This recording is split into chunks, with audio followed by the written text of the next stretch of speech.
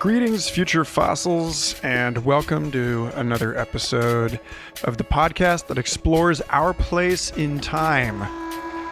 Of course, we can't really even discuss time without first accepting that time itself is a construct of our neurological apparatus. Time is a virtual reality created by the human brain. Whatever else it is, whatever deeper underlying reality it may have, time is experienced before it is described or understood. And so if we're really going to get to the heart of the issue, what better way than by exploring the states of consciousness in which time does not exist? Aeonic time, or the intersection of every moment with eternity.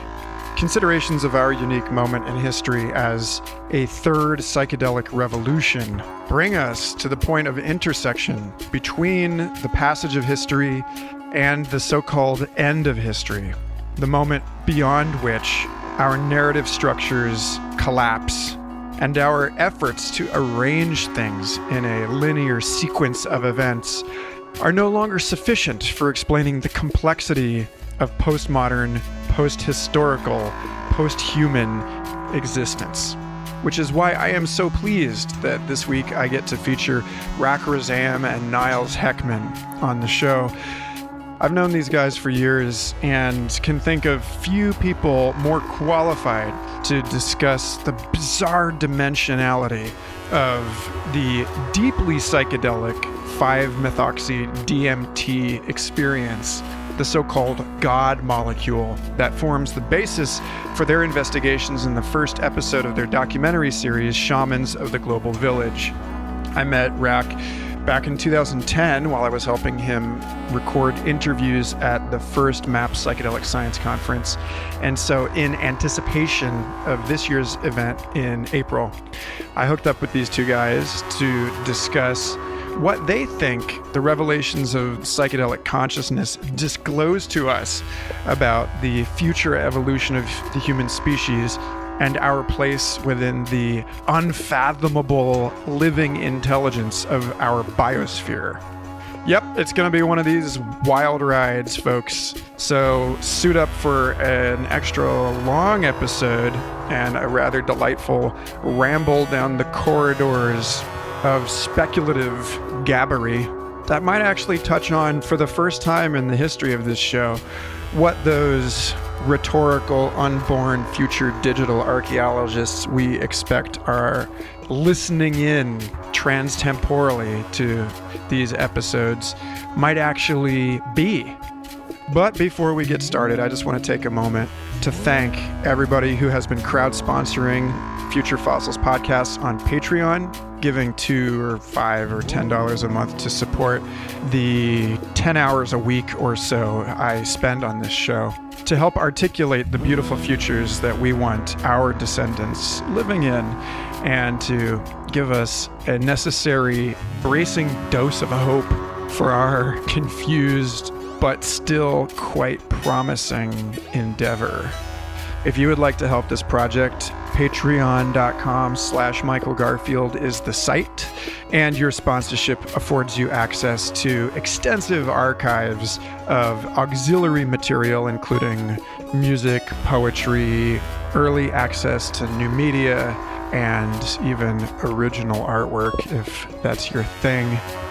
A special shout out to Heidi Berg-Lavassieu and Camilo Klingen for joining the illustrious roster of Patreon supporters. And also big thanks to the folks who left reviews for Future Fossils on iTunes recently. That helps a lot to get this show into the ears and minds of everyone who would appreciate it. Don't forget also we have a Facebook discussion group, and I post interesting future-flavored articles in there just about every day. So if you want to stay up on the community aspect of this show, the discussion, you want to meet some of the other weirdos listening to this, then look for us on Facebook. And with that, I'll quit my yabbing and let Rak and Niles take you on an adventure into the global shamanic culture, the third psychedelic revolution, the revelations of the world's most potent psychedelics, And weirdly enough, snails. Wow, do we talk a lot about snails in this episode. Have fun. Thanks for listening. Enjoy the show.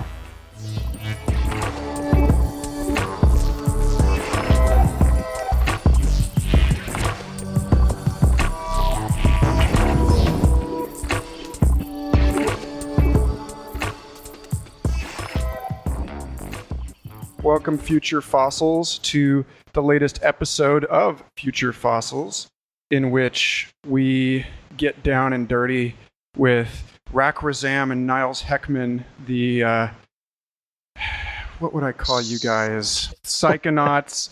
You're both collaborating on this project, Shamans of the Global Village, which is a very exciting and interesting thing that we will probably get to in this conversation. How else would you describe yourselves, gentlemen? I'm an assassin bee of consciousness, Michael. I think we're agent provocateurs, helping the species to evolve through short, sharp stings of media inoculations. You know the theory about assassin bees, that within the hive, when the queen goes off, something in the collective knows it, and when she's starting to take all the resources for herself and not for the benefit of the entire hive. And then any one of the other bees that gets close enough to the queen and then kills the queen, and then either becomes the queen or a new queen forms. And they're assassin bees of consciousness. That's what I think they are, yeah. It could be an urban legend, but I've been saying that story for quite a few. I think I heard it off Bob Forte actually years ago, and I just repeat the stories I hear. Well, it's probably checked if Robert Forte is saying it. But you do live on the internet now. You have no excuse. All of us are responsible for being our own real-time fact checkers, which has been a real rude awakening for me in the last few months. Anyway. Yeah, well, and, I'd add to that too by saying, Michael, that, it's like we all try and just create something that's in alliance to maybe what, the ancient magicians called the great work, right? So we try and create things that are helping instead of, helping move us towards solutions rather than just kind of continuing the old dynamics and old problems. So Shamans of the Global Village is something that Rak and I have teamed up on to create that we're both very proud of. And it's just something that is doing that for both of us because it's utilizing what we're both good at and also trying to kind of create a piece of media that is, yes, helping do ever so slight raising of the cell phone signal from maybe, what Rak calls some certain amount of bars to a higher level of bars in terms of people's consciousness in a little way, as small of a way possible as we can do. So that sometimes you never know your influence on people, but other times it can really move us forward. So we're happy to make something that's doing that. And that's what we're always trying to share with the show as we go forward. Yeah, I like that notion that it's not raising the vibration, which, as we all know, is anti-scientific, but that it's improving the reception. It's like you can say, "Oh, gosh, that's high vibration, low vibration." No, that doesn't really work for me. I like where you guys are headed with it in terms of just like we're creating these little like source signal base repeater stations everywhere, and if we can just I like that one. Make it more and more coherent. It's almost as if within the culture, within the species, we're a mesh network of mimetic propagators who are broadcasting the originating signal as it comes back in with 5-bar galactic Godhead consciousness. Yes, let's do this. Well, that's that's not 3-bar 5-MeO DMT. It's 5. Right. True. So what is truly alive for you right now, gentlemen, in this time capsule, which we can only hope will be one day discovered by archeologists and that they will extract some unfathomable meaning from our conversation? Well, you hinted on vibration, Michael, and I always key back to something, which is kind of in the realm of what people call natural law, which is the 7 Hermetic principles. And there's basically 7 base principles of how the kind of structure of reality works and what we're in and what we're about. And one of those basic 7 is vibration. So I think I would actually key into certain things. Everything is vibratory on some level.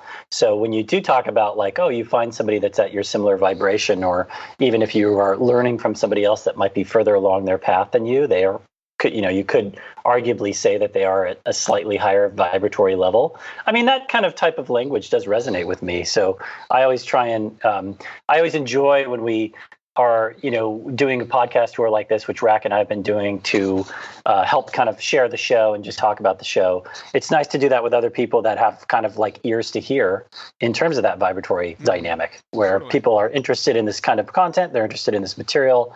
And, the show is something that we've created that is very much kind of a niche thing. But as we kind of share it more and more, it's something that could also spread through the system at a larger level, because more people are becoming very interested in these things, which is, a part of what the subject matter of the first episode of the series is about. So we'll certainly kind of chat about what that is, and, Rak can get into that. What I'm finding as well is like, I lead ayahuasca retreats in Peru, and I do shamanic facilitation, and I make media about what I call the global shamanic resurgence, and this increase in interest in the West in plant and earth sacraments and medicines. But also, as people say, there's more than one pathway to the divine, or to this work, or to this idea of activation, whether that's, tantra or meditation or plant sacraments, or just there's so many different ways. But essentially what they're all doing is raising vibration. And a lot of the work with plant medicines, and especially with 5-MeO DMT, that's the medicine which is in the Bufo of various toads. So episode 1 of Shamans of the Global Village looks at the work of Dr. Octavio Rettig, who is a Mexican, who was originally a GP. He has his own addiction history. He was a crack addict for many years, and he helped heal himself through working with psychoactive medicines. And then he helped bring this medicine of the Bufo of various toad, which contains in its parotoid glands a secretion of both bufotenine and 5-MeO DMT, which is potentially, when smoked, the most powerful psychoactive known to all cultures. I mean, it occurs endogenously in the human brain. 5-MeO can be found in many plant species. It's in all the mammals. It occurs as part of our, tryptamine wetware and our connection to consciousness itself. If the human organism is in total darkness for 10 days in a darkness retreat, which many indigenous cultures still do, and I know Mantak Chia, one of the modern tantric masters, offers darkness retreats in Thailand, the human brain will, the melatonin, which is involved in setting skin pigment and creating a sense of time and biorhythms, and our integrating, vitamin D and sunlight, that goes down the serotonin pathways during the daytime. In total darkness, that starts to dissipate, and then the tryptamine start to build up. By about, a few days into the darkness ritual, the brain will start to produce pinealine, which acts as a booster.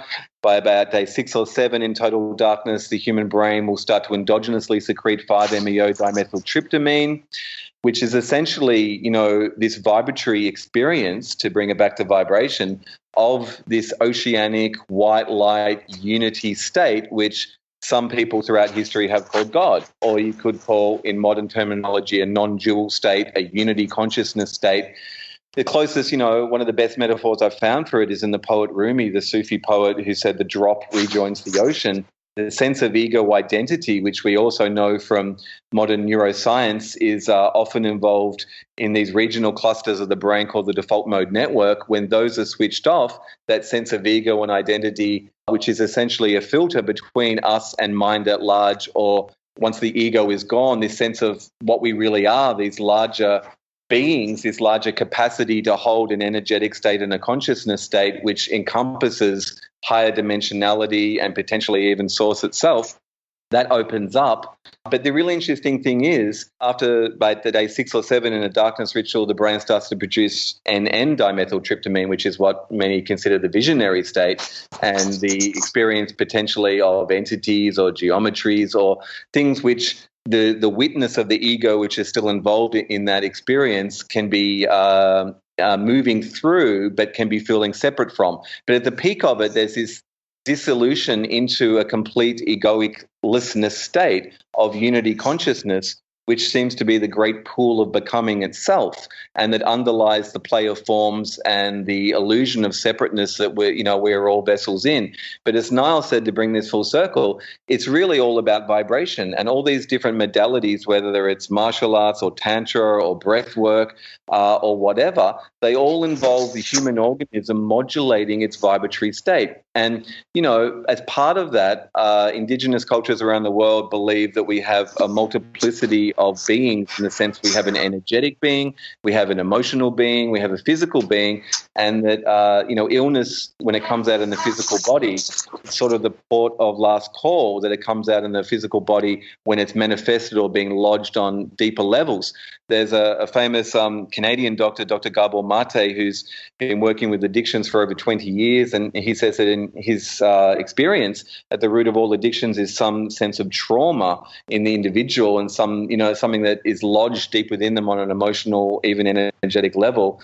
And that he's been working a lot with ayahuasca in recent years, and that these plant sacraments, they can work very pronouncedly on a physical level to help people's healing, but often what they're doing is that they're working on deeper levels, whether that's emotional or energetic, to release what the blockages are in people, which is actually a blockage of their vibratory being. So within their being on a physical, emotional, and energetic level, it's all vibration. So interestingly enough, I really think that the great work, as Niles has sort of pointed to, is how to learn to cleanse and purify and hold this high vibration, which in its originating essence is coming from a higher dimensional state, and ingresses in and creates the material world, and seems to be at this point in not even human history, in the world ages that we live in, which are beyond his story and beyond culture and more embedded in nature. It seems to be that this energy is coming in, and it's becoming denser, it's becoming electrified, and this vibratory state of excitation and awakening, which is almost akin to an orgasm when you think about it, is building within the human species, within our culture, which is embedded within nature, which is embedded within Source itself. That's what I think. It's a fine riff, sir. That is a fine riff. Rak mentions his story, which is obviously like our fictionalized version of what, our species has done in the past and where we come from and who we are. And another play on his story is my story, which is the mystery, right? So any sort of internal experience like what, is called the toad medicine, or what Octavia refers to as the toad medicine, which is essentially the natural form of 5-MeO DMT, which we highlighted in the episode. Any experience that one has with this, with this dynamic, which is very much an initiation into a higher state of consciousness, leads one to kind of discover a little bit, maybe the smallest amount of mystery, right? So instead of just history, it's all about kind of finding your own mystery. There might be a way to tie those two together if you'll indulge this. The recently, or rather more recently, relatively recently discovered gamma brainwave is that I am to understand the finest, like the highest frequency brainwave, and that it decays. That's why it was harder to notice. They found that it seems to coordinate activity between brain regions, and that it may actually, that there's some sort of, whether it's indicative of coherent brain activity as a product, or whether it is actually conducting information between brain regions, I don't know. But I do think it's interesting to note here that we can, I think, get on this notion of the highest vibrational known brainwave being that which yields or is yielded by the coherent brain activity, and that when you're in one of those ultra coherent states, you tend not to be fractured psychically into categories.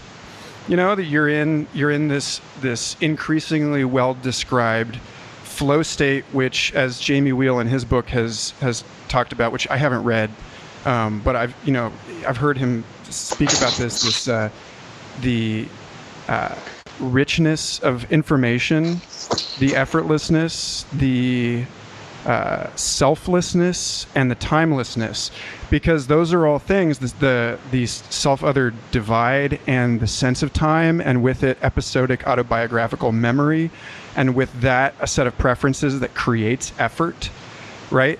that basically like the richness of the DMT state overwhelms those processes in the brain and probably diverts blood away from them in order to better allocate resources for like attending to it. Like they talk about, babies basically are a low signal to noise ratio brain, like learning so fast that there's not much of a person in there. And that's also true when you're really afraid or when you're infatuated with somebody and your pupils dilate. It's because you're trying to like learn about them on a most likely unconscious level. You're trying to absorb more data. And so there's this whole relationship between data flow through a person and like the efficiency of the way that they organize internally in order to accommodate it. And the sense that basically like the big mystery and then the little my story, like the big mystery sort of like squishes the little mystery out. And in that. So I don't know. That's a lot. It seems like with these experiences that one thing they do is they show us that we are kind of, from like what you were mentioning, Michael, a mental perspective, that we're almost like these subjective consciousnesses that are in the aggregate part of a larger objective consciousness, right? So this experience kind of allows you to, ego dissolve into the ultimate, like, universal mind, right? So because there's ancient wisdom talk of like how, in fact, most of the universe itself is like a mental construct. So that this type of experience kind of lends to what you're saying in that regard of like you almost have this larger galactivated upload to universal mind in a lot of ways in terms of the information that you get or where you go or what the experience is. I think it certainly would become easier for you to like relax the screen against what you might consider irrelevant.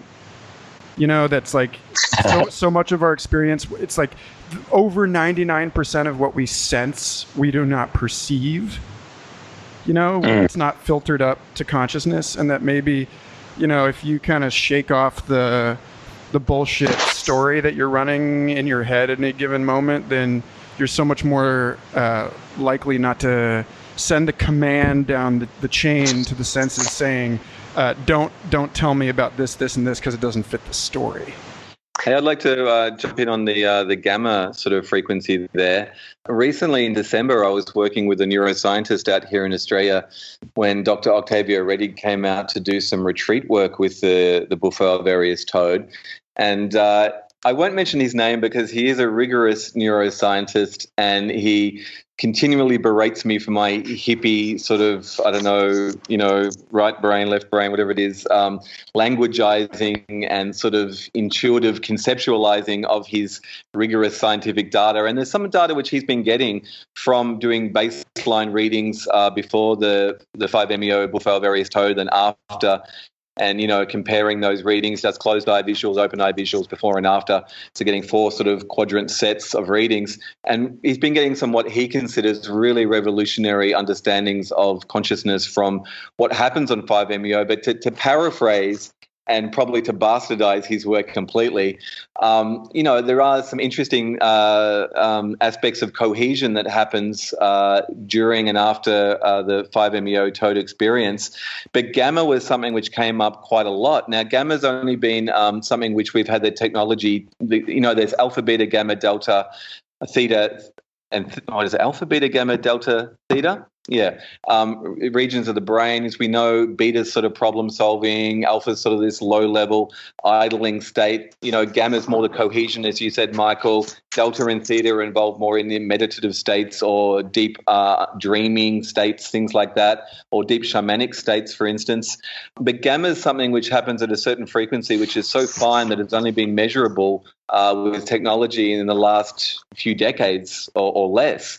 So, even on that level, it makes me wonder if our technology was more fine-tuned, if we would find more gradations or levels of consciousness itself. But you're right. Basically, gamma is this cohesive state that comes together. And we had some interesting readings where basically what was happening was that, alpha, which is more a daytime, really aware, present in the world type state, and theta, which is more sort of daydreaming or, meditative state, they were coming into phase lock and creating a gamma frequency. So it seemed to be not just that gamma was a sense of cohesion, but when working with 5-MeO, which incidentally seemed to point towards the fact that it wasn't just blood flows going from the brain itself. Obviously, blood and glucose in the brain taking up a lot of energy, and having a full release 5-MeO experience obviously processes and takes up a lot of energy in the brain physically and neurologically, as well as on a consciousness level. But essentially, the frontal lobes of the brain were diminished to the point of almost being switched off. And it was almost, on other psychedelics, what we've been seeing with the Beckley Foundation and different studies around the world with LSD, psilocybin, and ayahuasca, is the different regional clusters of the brain, which are called the default mode network, would be switched off, and slightly different with each psychedelic too, in the effect in which regions. And that would mean the mind at large was opening up and having what we consider the psychedelic experience. But with 5-MeO, it wasn't just that. It was that the whole frontal lobes were completely, offline, and it was creating a very different effect of consciousness itself. But gamma was definitely involved, and essentially, gamma networks last only usually around 10 seconds. They're very brief spurts or bursts of gamma activity. But there was an increased sense of cohesion within the gamma networks. And intuitively what I felt, because all this is very dry science, right? But when I've had, 5-MeO experiences, and usually I revert to a more mystical terminology, the drop rejoins the ocean, all this type of stuff, but there's a gradation of my consciousness wherein there's this unfolding. And as I was saying at the start, there's this letting go and surrender and raising of vibration. And, I've seen, and you'll see in our documentary, Shamans of the Global Village, when we took down different Westerners to experience the medicine, legally in Mexico with Octavio on Tiburon Island in a sacred shamanic ceremony. And set and setting is very important, and preparation is very important, but the more we can relax our brainwave states going into the experience, or the more that we've worked on ourselves to release our traumas, because has a very distinctive physiological response. When it sets off the tryptamine cascade in the brain, it actually then works, once it's had its sort of psychic effect on consciousness, it activates the endocrine system in the body, which then flushes through the body. I call it God's factory reset. And there's been 2 scientific studies done on this, which posit that it's an immunomodulating mechanism, and it can potentially reverse or cure tumors and things like that as well. But essentially, if we have blockages on a physical level, that will impede our ability to let go or open on a vibrational level. But as the 5-MeO experience has been coming on, I find that the bandwidth of my consciousness just goes from 0 to 1,000,000. And essentially, you can do a threshold dose of 5-MeO DMT and you can still have some sense of ego left. I did a podcast the other month with a religious scholar looking at the Vedic texts and all the Sanskrit sort of maps that have been left behind of different samadhi states and different levels. And what I was really struck with, and what was really enticing to me, is that everything that I'm experiencing and I languagize has all been researched before. All these different, religious cultures have these myth maps and these levels of consciousness and embedded within their spirituality that they train people with in their containers to get to from meditation, but also originally through sacramental entheogenic use. But there's a level within which you can have a threshold dose within which I can still be a witness and an observer on what I call the event horizon of deep source. So it's like I'm not there, but I am there just enough to realize that I'm watching something. And what I'm watching is I'm on the outer edge, the lip cauldron of deep source itself. And there's an event horizon within which just before I can lose full egoic consciousness and the drop has become the ocean, that drop can see the entire ocean like a tsunami wave just cresting on the horizon. And on that lip, on that event horizon, everything is there. I get this incredibly tangible, intuitive sense of the ancestors. And I don't mean just my chronological, biological ancestors. I mean all those who have gone before in the species and are still perhaps alive as discarnate intelligences on the akashic frequency level of this bandwidth just before the edge of deep source, or perhaps intelligences which live within the light and within the outer edge of deep source. But what it strikes me, to bring it back to gamma, is that it seems within which, in that gamma lock, this sort of phase state of gamma lock, that the 5-MeO experience, it's a gamma state, and within that is how we access the Gaian network, and beyond the Gaian network, potentially what these cultures have called things like Indra's net or Mitaquiasan or, Great Spirit, this whole sense of source itself, which creates a conduit of discarnate intelligences in the multiplicity of being that are all present there on that level. And it seems to be that it's a gamma level, and that's what happens when we come into this phase lock of the gamma state itself. So just putting that out there.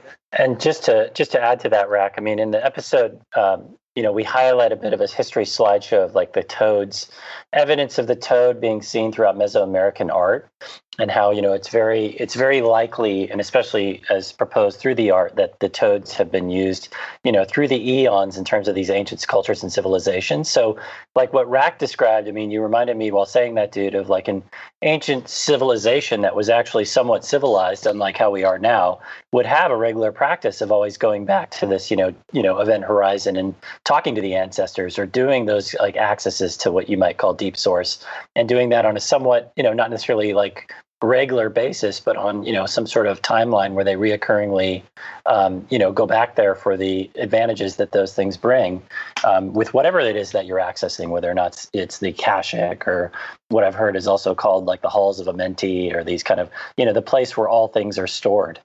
So that kind of reminded me of that while you're saying that, dude. You know what else? You know that snails make, apparently snails are in gamma states. I mean, they must have like killed them and spliced them up and studied their neurons to understand this. But the same neuroscientist told me that snails make gamma. He was just telling me all this scientific stuff. And I've got my written notes in front of me. I was just like, I just want to make bumper stickers, like neuro-shamanic bumper stickers, like snails make gamma. You can see the T-shirts now, can't you? So like, I don't know. But the interesting thing about the gamma networks are last 10 seconds, but it's like, I don't know, 10-second gamma networks, like it's this species gestalt. I can't stop the auto-poetic languageizing of bumper stickers around this stuff. Help me, Michael. Help me. It's great. Well, Richard Doyle, in my ever quoting of Richard Doyle or citing of him, he makes the point that in the first chapter of Darwin's Pharmacy, he talks about how the symptom of psychedelics seems to be page after page of graphomaniacal claims of ineffability. Yep. So know that one. I just gotta say, we're 33 minutes exactly into this call, and not the podcast that you guys are hearing, but the call that we're on. And in this moment, it just feels appropriate to let our listeners know. Because it occurs to me, like, I'm still kind of new to this podcasting game, and I forget that people are coming in from all over. Like, I don't necessarily know you if you're listening to this now, and that's great. That's awesome. I would like to. I bet these guys would too. The point is that, like, we got to make sure that we're all on the same page. So, one of the things that I need to make clear at this very moment is, and probably, like, refresh this in every episode and make this part of it, is that it's incredible now. And more people should know that within like the last 10, 15 years, we've learned an incredible amount about the brain and about psychedelics and about the physical correlates of human consciousness. And we've found, without any shadow of any kind of a doubt, with like the most rigorous neurological methods available to us, that these spaces that shamans and Zen masters and other, enlightened or awakened people have been getting into for thousands of years, we found that these things are real, that they're reporting from places that have commonalities across brain scans, because we've looked at brain scans of people from all kinds of traditions. And so we've been able to compare that to the aging brain. We've been able to compare that to the brain on psychedelics. And actually, for one website, I highly recommend happinessbeyondthought.blogspot.com, which happens to belong to Gary Weber, who is himself an outlying data point in one of these massive studies of people who have no activity in the default mode network. And this guy is completely transparent, and it's incredible speaking with him, because there's nothing standing in the way of his complete presence with you in the conversation. And what's his name again? Gary Weber. And there was an article written about him in Psychology Today that you can find on their website. It's really fascinating. He used to work in a submarine. And I think it just, as far as it being a time capsule, this recording, and also good advice to everyone listening, he made a point in an article that I just read on his blog where he said that he was drafted into a service and ended up living on a submarine for 3 months and had no news and missed assassinations, presumably the Kennedy assassination given his age. And he said it didn't make any difference in his life, and that basically he was encouraging people to just completely unhinge themselves from the news cycle, because it's anchoring these toxic patterns of aggravated, inflamed egoic activity. Garbage. We're all in, finding garbage that on out, dude. Facebook now, aren't we? Yeah. Yep. So I don't know. What do you guys think about all that? Well, yeah, go ahead, Rak. Go ahead. No, I totally agree. I think, we're seeing that in mainstream media, the whole fake news thing and the whole sort of war between ideologies and the dualities and just the powers that be, how they've weaponized information streams. And people are aware of that. People know they can't trust, not just mainstream media or alt-right media or almost anyone, but we see that on one level of the cultural elites, perhaps, but then also on a social level, so-called social media is just aflame with trolls and of people adversarially sort of, against each other and divisive. And it's not like a global village of online social media where people have a container. A friend of mine says you should treat Facebook like ceremony, because we go through these shamanic rituals and these medicines and things like that. But one of the great things I've learned from ayahuasca culture is not just the medicine of ayahuasca, but the idea of a circle and a ceremony and a ritual and a lineage, and approaching things with reverence and with presence. And if we apply that to the ceremony of life, we need to apply it to things like social media. And we need to choose wisely where we put our energy, because we know that, where attention goes, consciousness flows, and that we start to disempower ourselves and energetically leech our energy off by engaging in or having to defend ourselves from the trolls online, whether they're paid government agents or just people that are angry because they're so upset with the system and the powers that be, and so unhappy in their lives in the culture which has been created, which we all know is not working and is disintegrating in front of our eyes. And, potentially we need to join the right type of social media groups where the focus and the ritual and the container that is created is about problem solving, is about community, is about equity, about listening. We need to have the right mechanisms in place, which mainstream social media just doesn't have. And people are getting so weighed down from it. They're switching off in droves from Facebook, from social media in general, which is probably healthy, because there is a whole world outside of the screen, and we need to be engaging more with that world and with ourselves as a community in the flesh and blood world. But essentially, if we look at technology and the internet and social media as this cascading evolutionary stepping stone of interconnection, and it's part of nature as well, and it's part of us. It's all how we use it. It's like trying to ban a psychedelic because it can have an effect. Well, we don't ban social media because it has an effect, but we're also not potentially using it in the right way. All of these things are tools of consciousness and tools potentially for community building and for self-development, but we really need to be using it more effectively. And if we did, you look at the different things online, like direct democracy movements, when there's ways that we can use the interconnectedness of these technologies to connect to each other, but we haven't caught up with the social mores and the social conventions to know how to use it in an applicable way. most social media is not actually social media, it's anti-social media. And just like, we're both highlighting is that social media is a tool, like Rak says, and if you use that tool to then meet up with people in the flesh, or, I really enjoy one-on-one or, small conversation, like small group conversation like this, which is nice when we have resources like Skype or, you use some tool, some social media tool to then get face-to-face with somebody, because all the real juicy stuff happens face-to-face, with people in, real life experiences together. Like, all of our interactions, Michael, you and I have never been in a room together, but we've certainly had the benefit of talking over like a tool like Skype, which allows us to communicate and have fellowship together, which is great. And then Rak and I were two people that knew each other for, many kind of months through social media, but then we became good friends because we actually took the time to physically meet up. And that's what, human beings are really about. We're not designed to be sitting in front of screens all day, but we are designed to be. Wait, didn't we go to Burning Man, Niles? Yes, I think we had a few pilgrimages. We've had a couple of pilgrimages to Burning Man.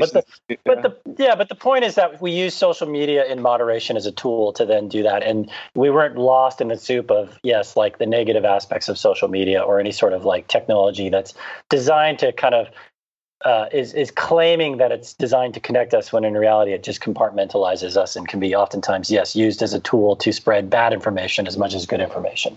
But yeah, go ahead, Michael. Sing it. So here we are. We're at this basis where, like, the work that you guys are advocating and disclosing and getting out there into the world is, we have this basis for it now to understand that, like, it doesn't seem that even though we have this really robust and rigorous basis of correlates for all of these different states, that we can still, like, what's the guy's name? Alvin Noe? I forget. I don't know how you pronounce it. He wrote Out of Our Heads. He's a neuroscientist, and he's just making the case that, the same case Gregory Bateson made back in the 40s, that consciousness isn't located in the brain, that there are correlates that relate to specific conscious states, but that, so, I mean, it just gets nuanced in a fun and interesting way. Oh, can I edge in on that? What's really interesting on the neuroscience level as well is that when the 5-MeO experience happens and the frontal lobes of the brain go offline, essentially the thinking is on a neuroscience level is that if those pathways are offline, what then comes to prominence is potentially, it's not that nature's making in the brain or 5-MeO's carving out a new pathway when you take this substance. As we know, it's endogenous to the human brain to begin with and to our consciousness inimically. But older pathways are potentially rising to the surface or can be freed up to be utilized. And so if that egoic filter of consciousness, which is located in the brain, is switched off, then potentially older pathways, which, and this is me and this is my intuition, we know that science also says there's essentially like 3 brains in the human organism. There's the gut brain in the sense of your microbacteria and your gut intuition and those sort of primal things. And there's the heart brain, when essentially there's neuronal tissue in the heart. And because the 5-MeO experience, when you have released all your blockages and you surrender to the ultimate oceanic rejoining of unity consciousness, it is this high frequency of unconditional love. Like, it's the originating source vibration, which everything else manifests from and permutations of. But it's such a heart-based experience. Yeah. I wonder if it's not the heart brain that is receiving that 5-MeO, what the 5-MeO neurochemically and the gamma phase lock is creating when we open into that network. The older networks in the heart may be just opening up and, like a satellite dish, we're receiving the signal, which is eternally, constantly, always broadcast. But that network is subsumed and filtered by the egoic network of the brain. And so it potentially that could be what is happening, or also maybe even on a gut level, that these things are opening up. I have had some very interesting, basically, on some experiences with N,N-dimethyltryptamine, of course, in countries where this is legal. Basically, I had the last 6 or so experiences over quite a few years ago now, but essentially where I would have this almost entity experience, but it was like there was this airbag of higher consciousness around me on the astral, and these little spermy white sort of airbaggy entities, which didn't feel like they were separate from me. It felt like they were almost a representation of my microbacteria and stomach biota, because we know we are a colony organism on the physical level. And so I wonder if on the astral level that stomach bacteria and the millions of life forms that are part of what I consider to be my individual organism are represented on the astral. It seemed like that was what was happening. And I was having this experience where they were moving my body and I wasn't moving it, and doing mudras. And it seemed like, and this is quite common on tryptamines. I've canvassed the psychedelic community, and there seems to be almost like an inkjet test on a printer when it does the recalibration. Is that essentially sometimes people experience this spontaneous asanas and mudras in their bodies, which they're not in control of. And I had this happen 6 times in a row. Yeah, where these entities, which I think were a representation on a soul level of my stomach bacteria type of thing, were basically, but the thing is, they had an intelligence that was autonomous and separate from my egoic intelligence, because they would raise my right hand and I would look at them in the process, and they would tap my finger and they would be like, "Are you ready? We're going to do this again." And I'd be like, "Oh, it's you guys again. Okay, and let's go." And it was completely autonomous and separate from my egoic intelligence. And then they would start the mudra thing, and then that would create an energetic flow within my body of opening to the larger capacity of energetic frequencies around me and then working through me. And it was like a recalibration. And so I wonder if the stomach bacteria and that level of intelligence and of receptivity is involved in the tryptamine state, as well as the heart level, especially with 5-MeO. And then it's just this latest development, which in the last few, I don't know, but let's say a few 100,000 years, we have this brain structure which has created this egoic frontal lobe cortex type device, which has been very effective at navigating the terrestrial biosphere, but it's been at the expense of what Australian Aboriginals call Dreamtime consciousness and what other Indigenous cultures understand of the relationship we have with the planet, we are not separate from. And, this whole current drive in Silicon Valley to understand non-dual states, which is a euphemistic way of saying unity consciousness or God consciousness, means that there is no separation. I mean, it means that it's like saying consciousness. If it's non-dual, it's everywhere and it's radiating and broadcastly everywhere. And you just need a mechanism, which is within us, to pick up that frequency of that network. And this is what, so much of these I see as really wonderful developments, even a sidestep to shamanic culture, but in the meditation culture, in like Eckhart Tolle and the Power of Now type stuff. And, that got out with Oprah to like 6 million people or something and crashed the internet. It's like you see these patterns within culture. Everyone is starting to understand that, and this is what, psychedelic culture has said throughout its history as well, that essentially it's the ego. It's not that the ego needs to be killed. It needs to be brought back into right relationship. And psychedelics have proven throughout the 20th century, and now entheogens and shamanic sacraments again in the 21st, when we reduce the default mode network and lower the egoic self, we rejoin a larger sense of being and a planetary being and a divine being. And it seems to be the antidote to history, to the egoic sense of what we've created in history, which is a culture which is embedded within nature, which has gone wrong. It's become like a global cancer within the biological organism of nature, yet we are nature.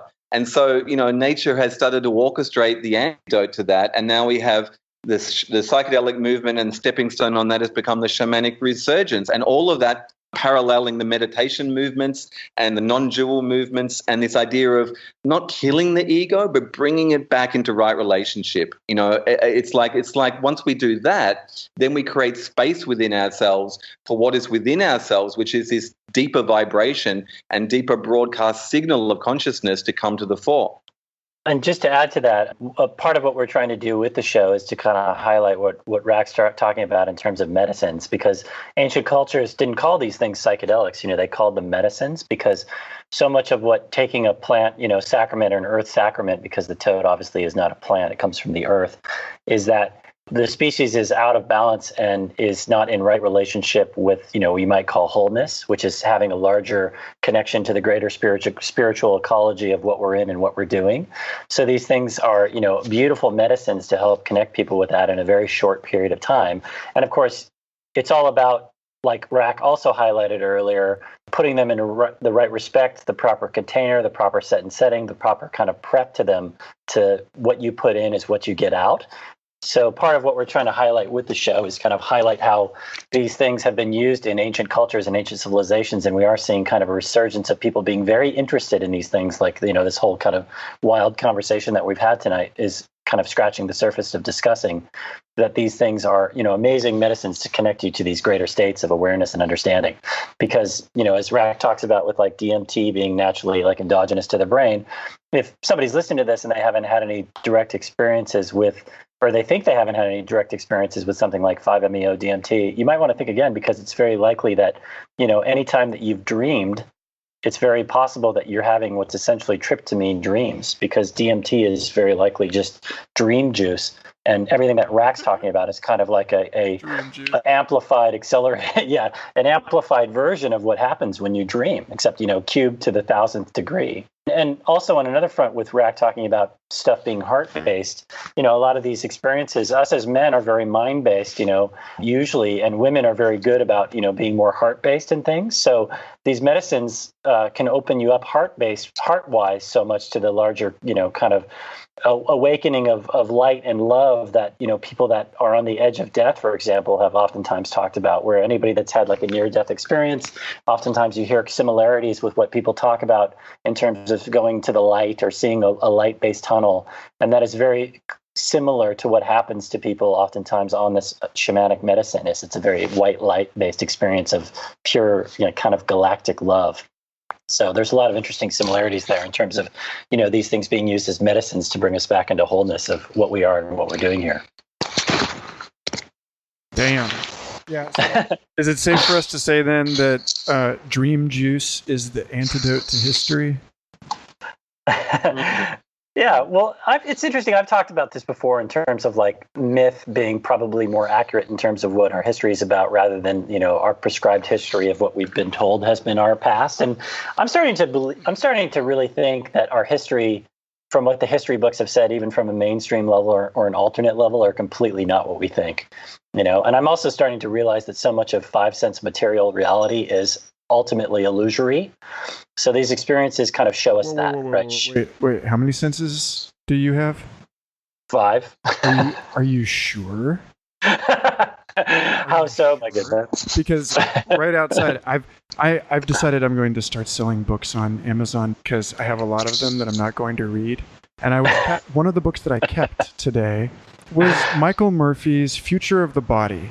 Michael Murphy and George Leonard, the Esalen Center guys, they've cataloged all this research, and supposedly there are, if you're being generous or splicey or whatever you want to call it, there are, in taxonomy, there's lumpers and splitters, right? You want to call them 2 species, or you want to keep them 1 species. The more generous taxonomist would say there are 16 senses. 16 human senses. Wow. And these include things that, like, for the purposes of this conversation, you might just have to accept exist, but you could review the evidence in this book and then decide for yourself, such as clairsentience, clairaudience, specifically like the senses doubled in this non-local way.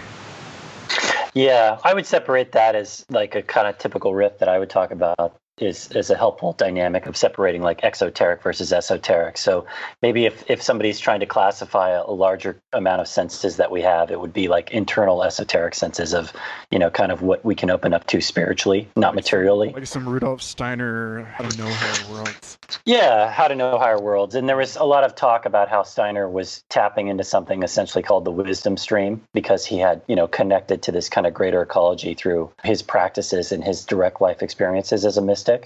But that's definitely a whole larger conversation. But I think that one thing that it's interesting hearing both of you guys, and a lot of what you both riff on and talk about is kind of the fractal nature of things. And I've heard both of you talk about this in a really interesting way. And something that Rak hinted on earlier, really tied to this too, is that how it's really fascinating how things function at both a macro and micro level and kind of exhibit similar properties at different scales. So it's really fascinating when, Rak was giving the metaphor of something that's behaving kind of on a larger ecological level, similar to how like microbacteria works. And I know that you've certainly talked a lot about this as well, Michael, that it would make sense that this is how kind of the system operates, how things happen. Ultimately, when you come back from one of these experiences, you have kind of a greater understanding of how things work at all levels, just completely independent of scale, which always kind of fascinates me. After this conversation, I'm somewhat concerned that the spirits that inhabit these tryptamine experiences are actually the teleporting ghosts of snails, are like ascended masters that are hanging out in Gammaverse, and that don't fear the snails. Don't fear the that every time we kill a snail, it's like no bueno, like we've just accidentally ruined some. You were talking about like that extraordinary love that suffuses one's being before the last and final leap in or embrace of. Well, that's those YouTube videos of snails making love when the shell's often slugs and the whole body is just entwined together and infuse into one another. Damn. They really do. I know, right? Think of it. What a great avatar. Hey, Michael, remember Terence McKenna put out there in the 90s that maybe the avatar of the N-dimethyltryptamine experience was the octopus because it couldn't lie, it has its emotions, and it talks on its skin with its colors, and it pulses its meaning, and the only way it can have privacy is the inkjet. And it was like his model for a telepathic creature, which is, communicating at all times. Maybe the snails are the 5-MeO DMT avatar. Maybe it's not the toads because they're in gamma state and they're potentially in this unified field. No wonder they go so slowly, right? And then they're just part of everything. It's like dreamtime consciousness slugging themselves through the material world and just in this wonder. They're like babies, as you said before, and babies are, talking about God's default mode network stuff or the factory reset, they're vibratory fresh. They're clean. They're connected to that inner vibratory thing before trauma and culture and indoctrination and imprints. And, that's why Source are the perfect vessels. It's created the miracle of life itself. And it's beautiful and it's sacred. And we forget that. But then snails, maybe they're holding that vibrational frequency. And maybe, maybe we need to. That's why certain people like to eat them. That's why I don't think I could eat them, though. But then it's funny, though, because also something like a snail became a clam, right? I've been thinking about this a lot lately. It did? Yeah. I've been thinking a lot about this. I've been thinking about shell. I'm writing a book about evolution, and I'm thinking a lot about how evolution backwashes sometimes, right? And there are times when a multicellular life form actually decays into single-celled life again. I mean, multicellular life has happened really? Yeah, but multicellular life has happened like 40 times. It's like a stock market thing. It's just going to keep, things keep genetic boom and bust. Yeah, but then you might get into a cozy little pocket where you don't need to be as smart, and so you lose your. It actually makes more sense for you to just anchor in and like hold on and grow in more armor, and then you can lose your head and be a filter feeder, right? That strategy, it concerns me because what it means is that not only did they give up smart, like not only is this like a cheeky little business kind of RAF, but it's also like they gave up what you're talking about, which is like this ecstatic God consciousness, like this, the uber snail mind. And I'm like, man, that's a super bummer. Uber snail. For the price that was the cost of security for these creatures. What do they say that those who do, those who don't teach, but those who snail. Hey, it's so interesting because I remember once a couple of years ago I was in Costa Rica and I was in a shamanic ceremony with Grandfather San Pedro and down on the beach.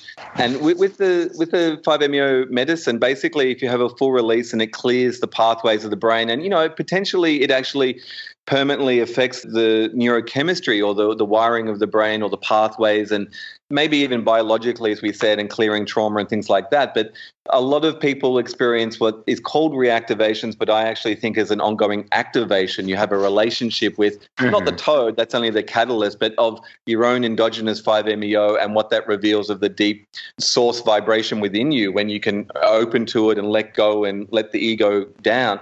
Anyway, I was having one of these activation episodes, which was beyond San Pedro, and it was like a deep 5-MeO toad experience on the beach, and watching wave after wave of consciousness crashing and this whole deep sourcing.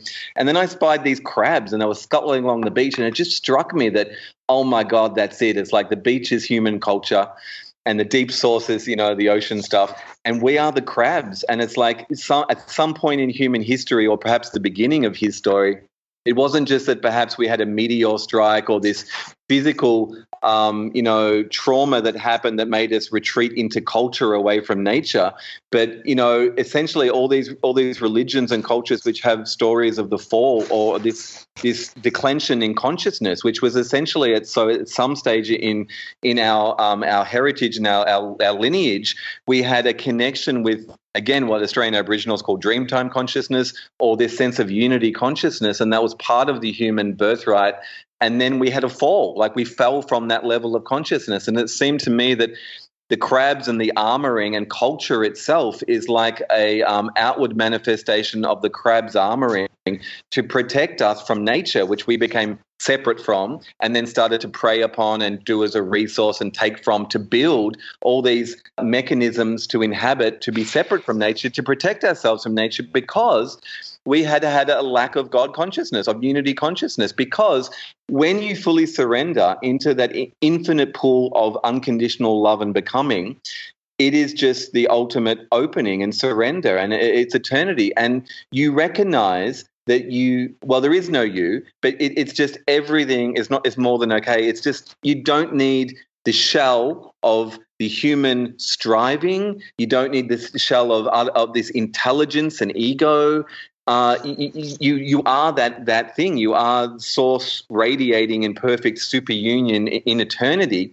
And if that radiating comes down in a Steiner sense in rays and incarnates in vessels, in creatures which it grows, if we hold that vibration, then we are enveloped in that love and that openness, and we don't fear and we don't retract and we don't armor. And so we know that DNA responds dynamically to environment, and that, basically the leaps in evolution happen because of environmental needs, catastrophes and changes and climatic changes, and that the evolutionary impulse and the DNA as a mechanism for that is all interconnected. So if we start to actually retain a higher vibrational level of source consciousness, which connects us to this feeling of egolessness and that we're all interconnected, well, we give up the idea of the flesh bodies, or the attachment at least to the flesh bodies, and to the striving and to this sense of lack of abundance and scarcity.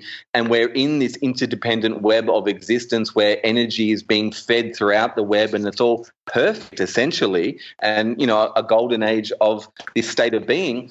I wonder if we would have a very sudden genetic shift and we would all become snail people.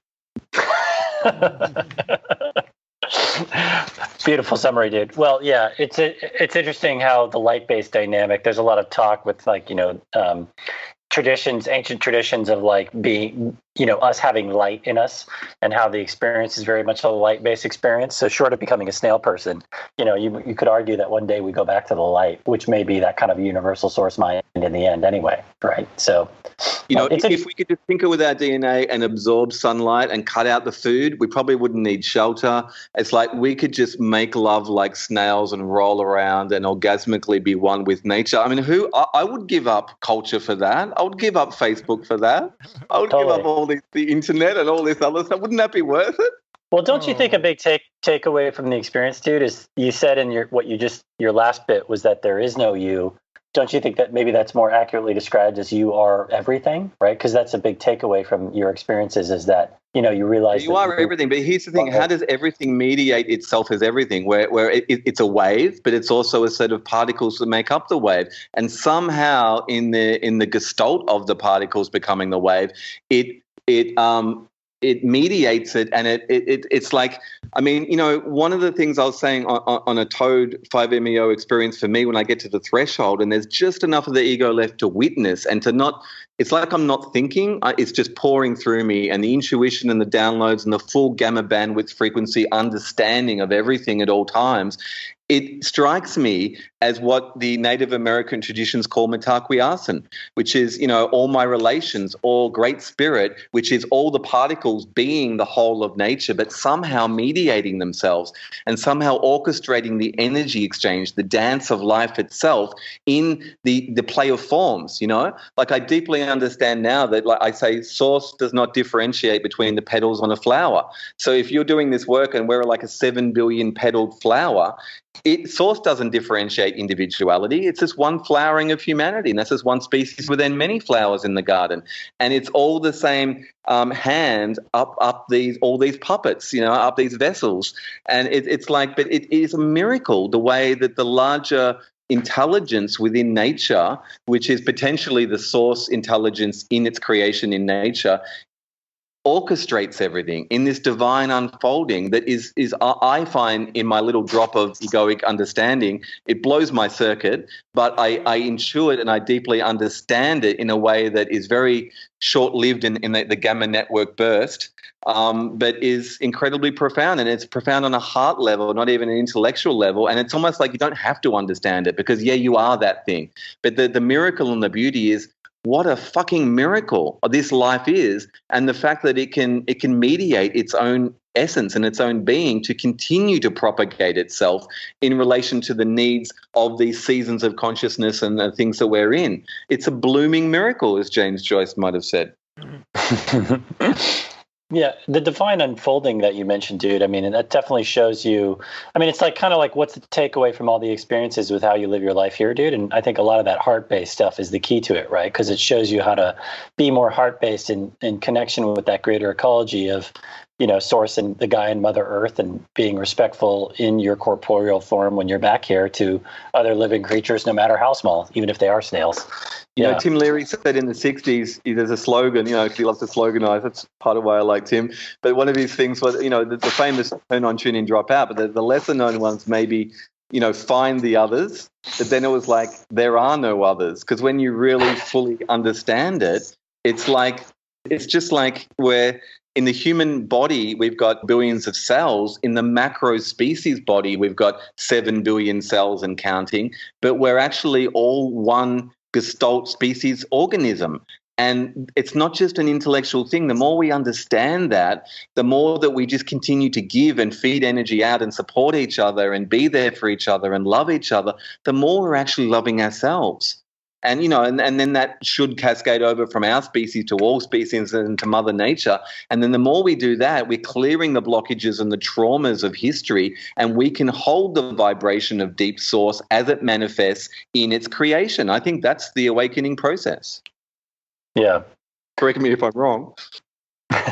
No, it's nice because the more one steps into that subjectivity of the other, and then through it, like cast the rope across, and then, builds a bridge through, and then pretty soon you've got an economy going. And then this is the psychic process by which one absorbs shadow material, like recognizes the other as self. That you describe it, and then you engage in a dialogue, and then eventually that dialogue becomes so rich that you're able to switch seats at the table and recognize the other as this, that you've been acting this whole time. And and the implicit additional step, which is by switching seats, you realize that the person that you thought you were was also a performance or a fiction, But like that's like the zero level, from like 3, 2, 1, 0. But yeah, well, and it doesn't. This type of stuff doesn't shows you that you're not in scarcity. You're in abundance, because there's you can look at something from this perspective of kind of your what we would say, a very popular buzzword during this conversation, or egoic perspective, which is if you just recognize yourself as a corporeal being with the way that the world seems like it's going, you kind of feel there's no hope. But when you kind of connect to the greater ecology of a larger kind of galactivated, what, Rak might use as a term, perspective. It's much more of a challenge, and there's much more mystery, and there's much more connection. So those kind of bridges are more connected because you see things from a larger perspective. So that's kind of a takeaway I always get from these types of experiences, and what the medicines really can show us, and why, we always kind of want to try and help share this material, that if it's respected and used correctly, it can really help show people that and really benefit people. There's a quote that I used in my book, Higher Awakenings, many years ago. It's an ancient Hermetic principle that says, we who solve mystery become mystery. And we've said this mystery thing a few times, and there's been a lot of historical legacy of mystic books and texts and religious and spiritual sort of lineages and maps that have left behind. And at the core of them, I guess they say, it's about the mystery. Or, Ken Kesey had the same quote. He said, it's not about solving the mystery. It's about, the chase or the hunt for the mystery, essentially.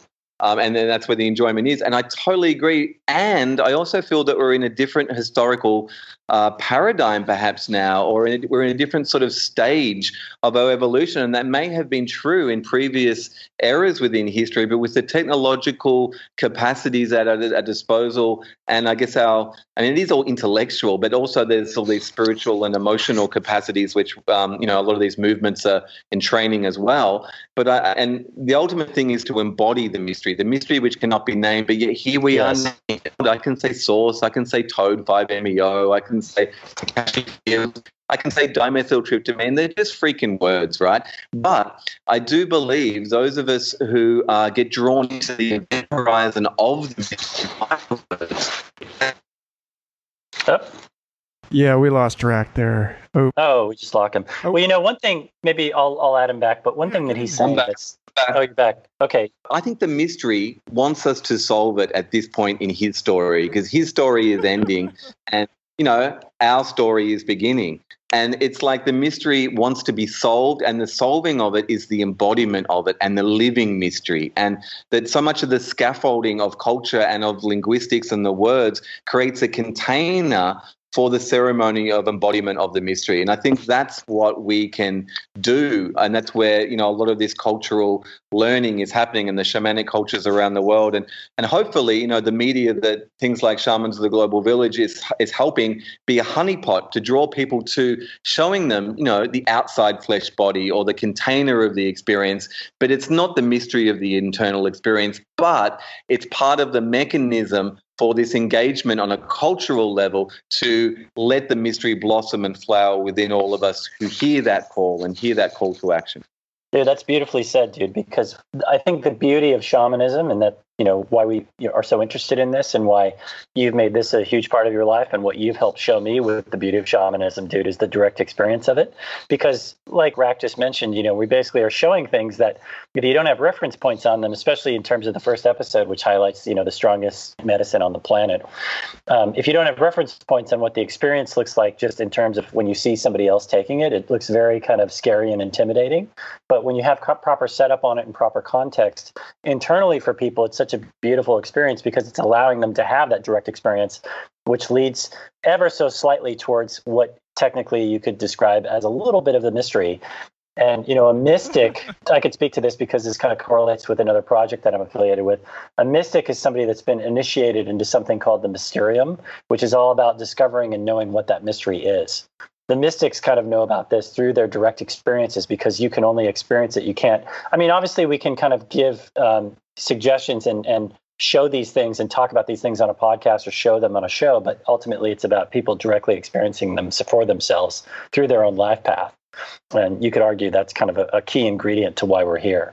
So that reminds me again that maybe because, ayahuasca and shamanic stuff, it's very popular in mainstream media these days, or it's not mainstream, but it's increasingly ingressing into mainstream culture, this idea of shamanic modalities, and that there's a larger world out there that we can experience. But I wonder if, that and other pathways we've touched upon very briefly, the Tantra movement, the meditation movement, the non-dual states, the consciousness hackers, in fact, using technology to entrain brainwave states into this field.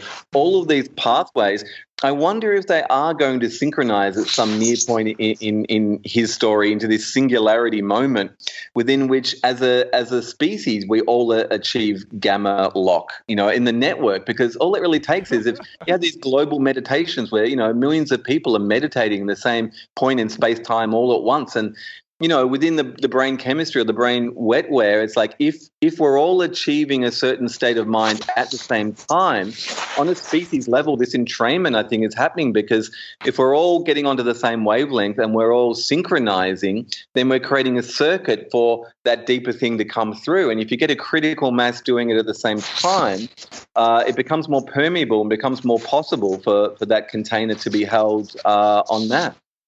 Yeah, it's like the evidence of seeing effects in, surrounding people's behaviors with a group meditation or something like that. But I mean, then I would argue, of course, that it's an individual path from one-on-one. But when you have a group of individuals that are, as we go back towards the beginning of this conversation, maybe at a similar vibratory level, you can do amazing things in the aggregate as groups, which, you very much discovered, Rak, through people experiencing medicines together in circles together. So it's like, find the others and, find your fellowship that you can experience these things with to all level each other up. So that's a beautiful element. Have you gentlemen read Ramez Nam's Nexus books? Oh, yes. I fucking love that man. In fact, I invited him along to one of the Terra Incognita projects, 5-MeO neuroscience retreats that we're doing. I should hit him up again. Ramez, if you're listening to this, that man gets it. I tell you, the Nexus series, when I read that, I was like, oh, yeah, using technology to have, hive mind, gestalt, higher level consciousness experiences that lead all the way to the divine. I mean, it was interesting enough because he accurately embodied, almost in a sort of, spy thriller type novelistic way, almost really realistically how the establishment would push back against such a technology developing if it became very tangible and visible in the culture, and how they would almost want to weaponize that because it's a threat to the homogenized hierarchy of dominated culture, essentially. Yeah, I think he very convincingly projects the drug war and in general the war on civil rights into a future where people just want to get freaky and link their brains up with dust, and the scenes of people having these group mind experiences, like he talks about how not to spoil too much, but like he talks about how in Thailand the technology is encouraged rather than discouraged as it is in the United States, and how therefore many monasteries have embraced it as a way of deepening their group meditations, because then they can all form one group meditator that disappears. Yeah. And then, that they consider it like the fourth turning, that it's the next major development in Buddhism, because now you can start, running people as nodes in this massive parallel computation of an even deeper Buddha mind. Well, it's interesting because I think that it's inevitable, whether it's through a technological mediation or a shamanic sort of modality or natural meditation, all these pathways are pointing towards the same sort of central source, and this ability for us to open up what Terence called the terra incognita, the invisible landscape, that of the mind and of the soul and the spirit, which is within us. And with so many of these pathways all pointing to this, it's not even around the corner. It's here. It's arrived. We're doing it. We're doing the work. And I think it gets really interesting. And this is where I really like this idea of neuroshamanism, of seeing medicines like the 5-MeO DMT from the Sonoran Desert Toad with neurofeedback, with brainwave entrainment devices, potentially even recording those and using passenger helmets, magnetic stimulation, cranial stimulation helmets to play around with these modalities and to entrain each other, because this isn't sci-fi anymore. We can do this. We are doing this already. And it's like, this is it. It's arrived. We're living in the future now. Yeah. Well, yeah, buddy. It shows you evolutionarily, too. I mean, it seems like doing things in groups is the way that we're intended to eventually go, from a group perspective. Because if you look at things like the monks doing the primal om or something like that, where it sounds so amazing when a group of people get together and do something to build something as a single unit, but in a group of people doing it where one individual can do it as well as the group. That's always interesting. Or you see the footage in things such as Koiwanascatsi, where those kind of tribal people do those interesting dances as one, and the effects that are gotten from that by each individual in that process obviously has a larger kind of effect on the system. So it seems like that's how we're intended to move in the grand scheme of things.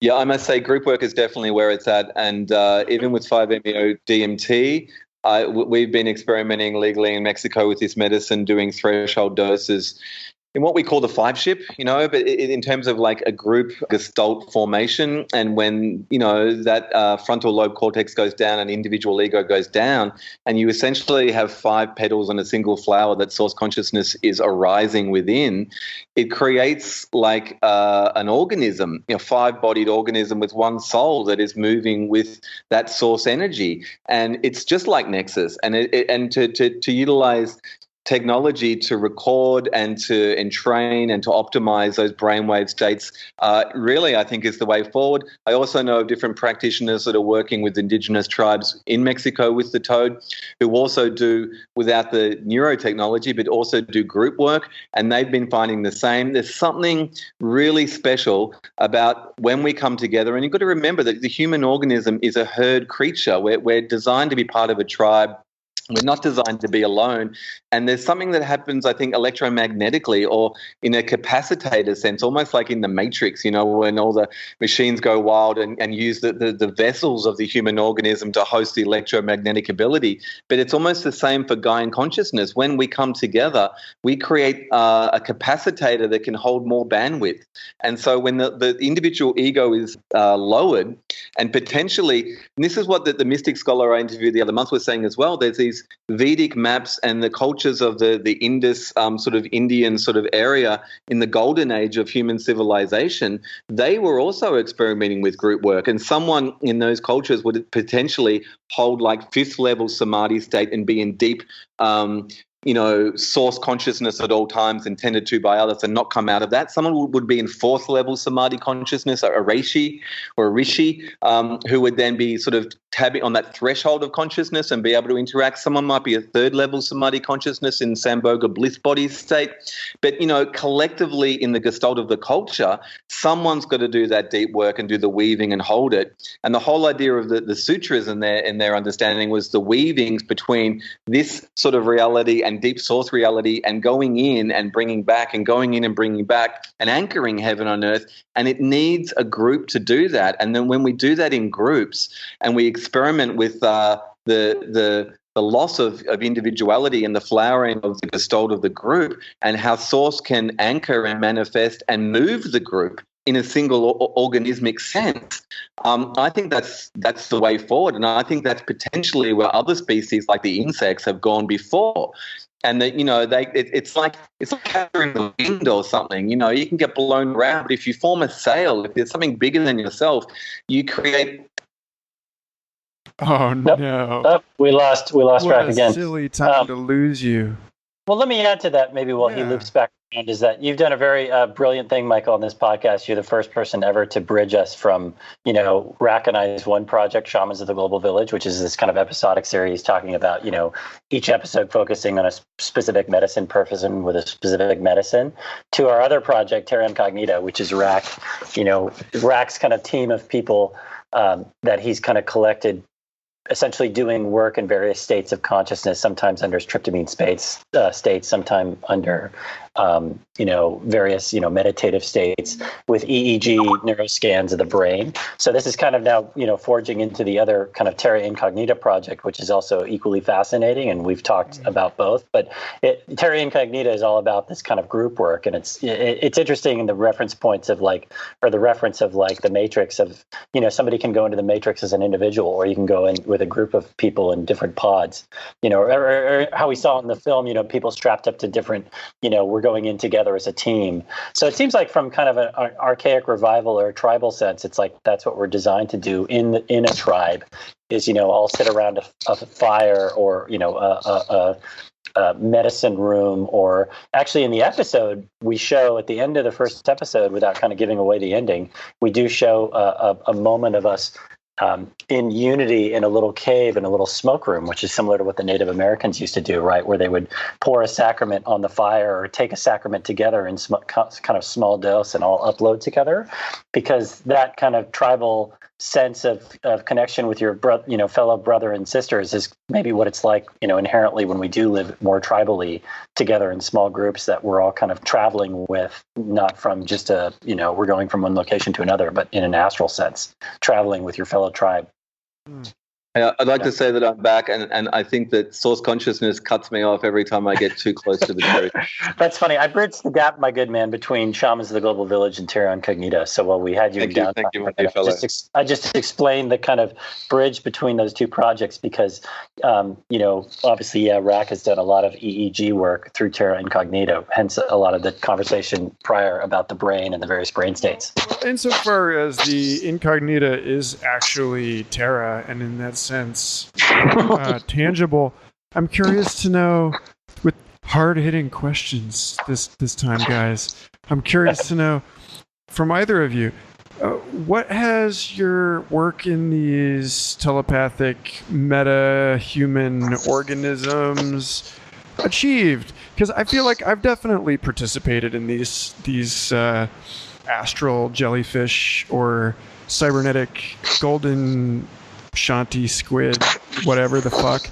But at the same time, What does it ever achieve, though? I mean, in the sense of the only real truth is that you're not in control, and that you're not what you think you are, and that there is a larger force at work that really is you. And then it's like, how does the ego integrate that? And it's like, oh my fucking God. In the peak of the experience, you get it. And then for me, I've been feeling quite tangibly in the last few months, this really subliminal awareness of distributed consciousness, and sort of the fact that it like when I go through the 5-MeO experience, it's an ego death, and that means you die. Your ego dies and luckily comes back. But there's such a fear around it right at the edge of it, because I know that I'm going, and it's the biggest thing you can ever do. And so on one tangible level, my fear of death is reduced, and my understanding of what I believe is on the other side of the individual organism dying is completely opened up. And I feel very joyful about that space and very open to that space. And I also feel a greater sense in my linear lifetime of letting go of sense of control, and also being of service to the greater collective and to the awakening of that collective, and also not attached to that, because I can't do anything except be an expression of whatever wants to come through, and I can choose to accept or reject that. I can work with it or not. I can be armoring and closing off, or I can be open and surrendering and letting it come through. But tangibly, I feel connected to that Gaian network and to that larger consciousness and loving consciousness of divine source. And it's changed the face of my life. It's changed the path of my life.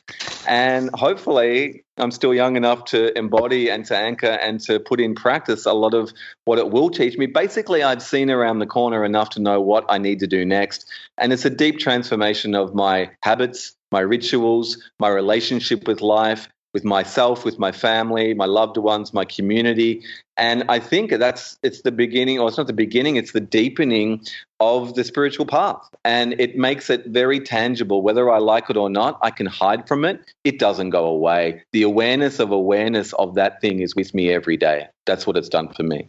Yeah, and it's kind of opened you up to a little bit more of a alignment with maybe what you might argue is your dharma or something in terms of what you're doing with this life around, right? And the practices that you leave. Yeah. And these experiences open you up so much to the kind of magic and the mystery of life, because they show you that the universe isn't this kind of mechanized, cold, mechanical thing, right? There's so much more out there in terms of what you can possibly experience in terms of, to go back to kind of how we started this conversation, the mystery, and how so much of that is, my story story in terms of each individual's path. And that is a spiritual path. And yeah, I mean, I used to worry a lot more about things. I used to always be so freaked out about like micro worrying. And now it's like, let go, just be present in the moment and enjoy the path that you're on.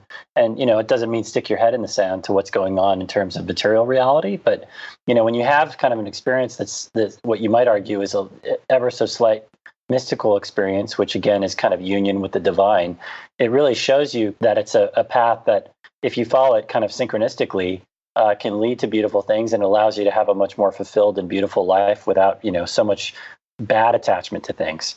So yeah. High five. Well, for clarity, every single thing that you've said so far has just, in its own way, been this totally integral and coherent and completing statement. And then every further statement has then enveloped and contained and contributed more to the former. And so we're at a point now where pretty much anything you say will suffice as a closing statement that will contain all of which came before.